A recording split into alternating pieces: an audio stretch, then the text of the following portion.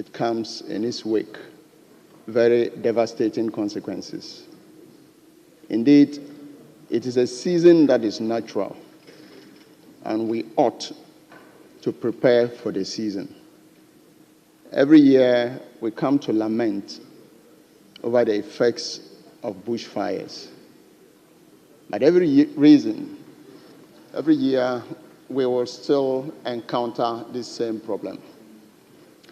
Growing up in the 80s, Speaker, this country experienced a very devastating dry season that swept across the entire Savannah woodland and left in its wake destruction of all farms.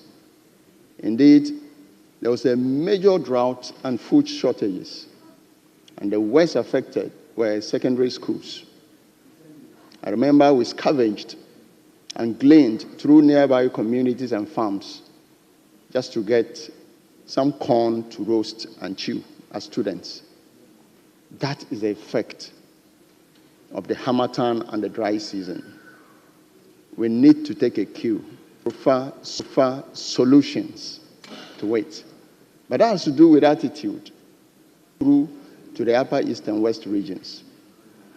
Speaker, we need to take pragmatic efforts in educating farmers and then the youth.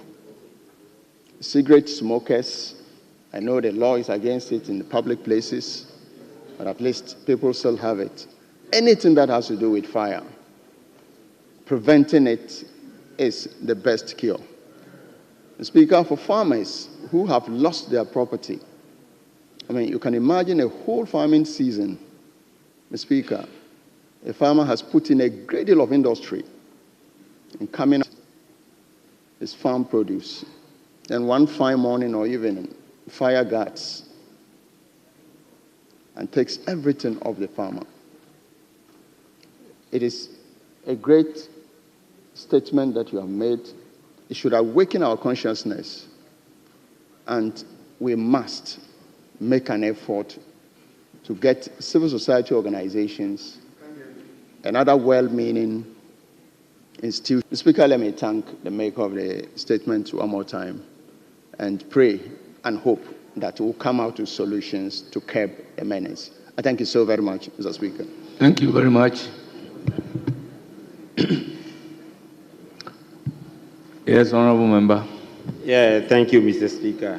Mr. Speaker, I rise to comment on the statement by Honorable Nyindam, especially on insurance for farmers who are victims of such disasters. Mr. Speaker, the African Risk Capacity, which is an initiative of African Union on insurance for farmers involved in disasters, was established. And Mr. Speaker, Ghana was the first West African country to apply and also do all customizations and was given a certificate of good standing. Mr. Speaker, as I speak now, Ghana has paid a premium of $1 million. And last year, there was a drought in the 5 northern regions. The Ministry of Interior and Ministry of Finance applied for some benefit for the farmers. So I want to take this opportunity to appeal to the government through the Ministry of Finance and Ministry of Interior to follow it up so that they can get some benefit for such farmers who are involved in such disasters. Thank you very much, Mr. Speaker. Thank you, honourable members. Now, leadership.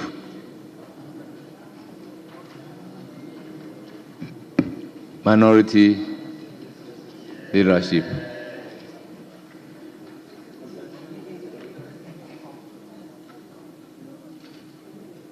Yes, honourable member. Thank you very much, Mr. Speaker. Mr. Speaker, we all thank the maker of the statement for such a brilliant piece. Mr. Speaker, first and foremost, we would like to tell him to send to his constituents that Ghana will definitely stand behind them for them to be able to recover. Mr. Speaker, my biggest challenge is that every time we come to this chamber about bushfires and flood, it seems that it has become an annual ritual without any solutions to them. In 1983, when the fires came, my grandmother's farm in Anyuankwanta completely got destroyed. So the hardships were everywhere. I know that my former boss, Kofi Ada, rice farm got burnt. Recently, just after the election, the minister for Savannah's rice farm also got burnt. So it shows that there's something amiss about these fires that keeps coming to our doorsteps. But unfortunately, it seems that when you sometimes also advise Ghanaians, they get offended.